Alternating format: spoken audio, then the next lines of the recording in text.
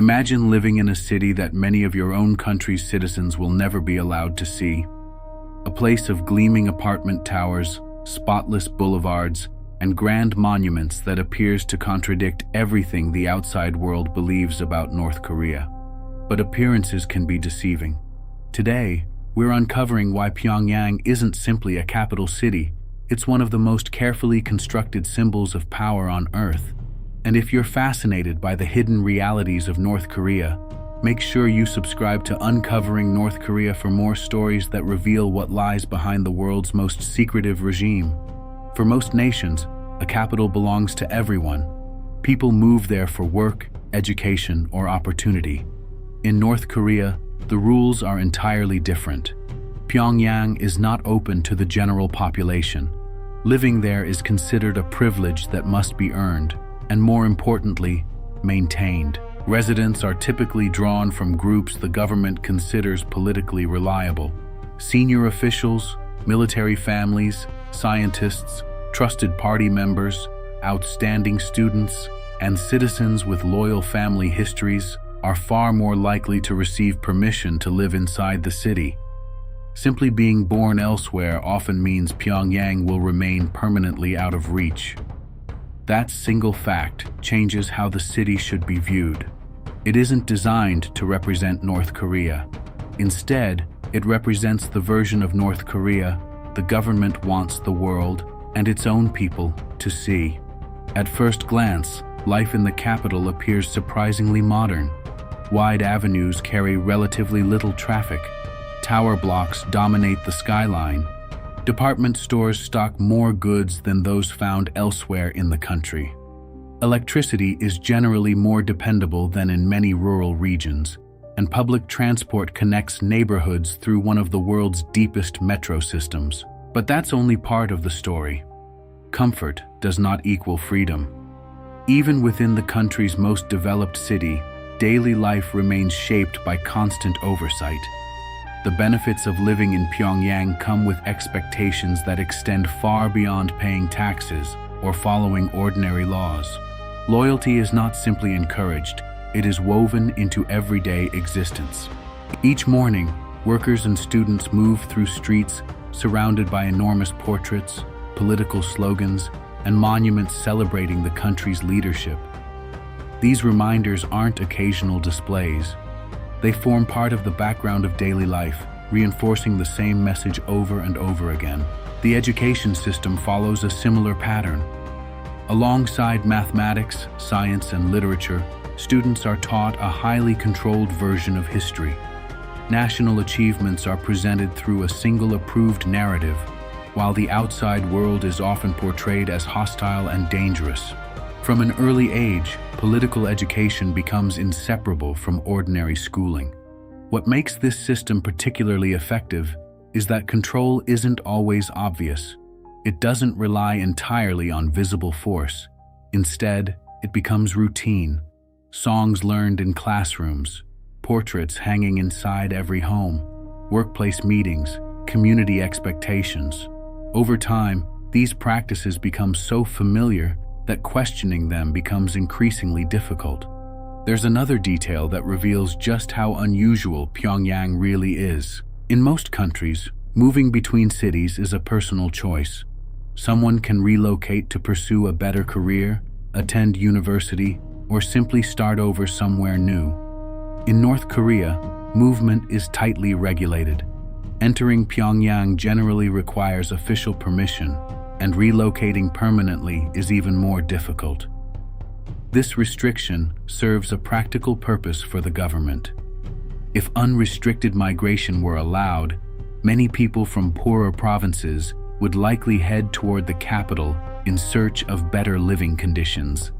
Instead, access remains carefully managed, preserving the city's appearance as a place of prosperity and order.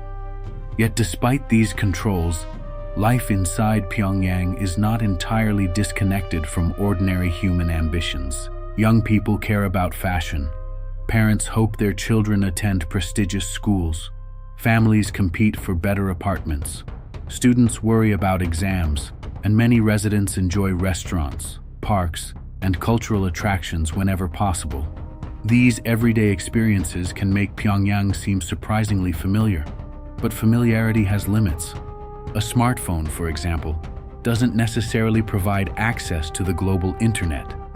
Digital communication remains heavily restricted, and available networks operate under strict government control. Residents may own modern devices while remaining almost completely isolated from international information. That contradiction lies at the heart of the city itself. Pyongyang displays many features associated with a modern capital, yet fundamental freedoms remain tightly constrained. Access to information, freedom of expression, and even casual conversations carry risks that people in most countries rarely consider. What happened next in understanding the city becomes even more revealing. Even leisure activities often carry political significance. Parks, museums, sporting venues, and enormous public squares are not simply recreational spaces. Many are designed to reinforce national identity and celebrate the state's achievements. The architecture itself communicates a message.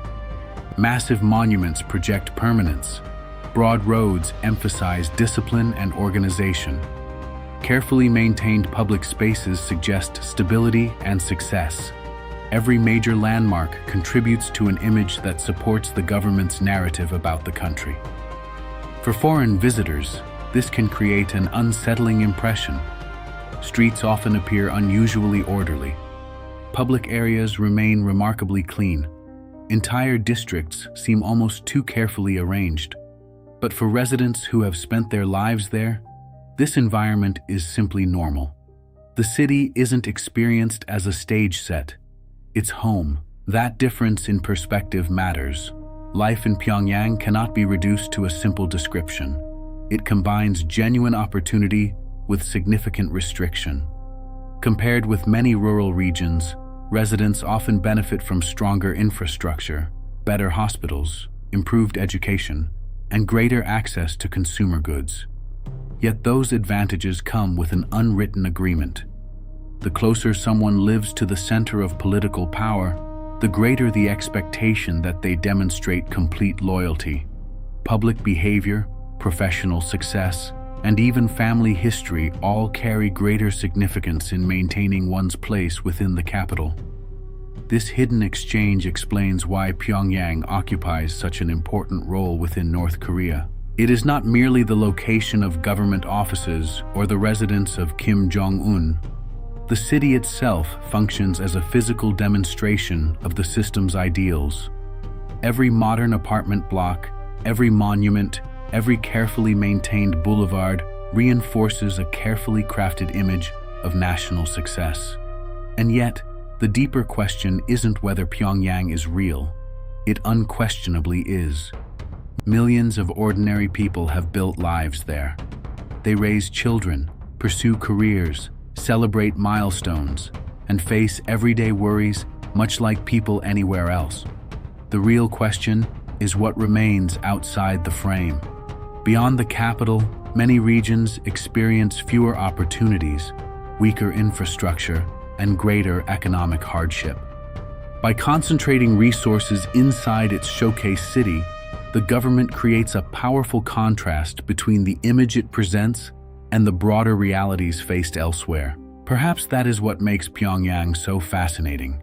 It is neither entirely illusion nor complete truth.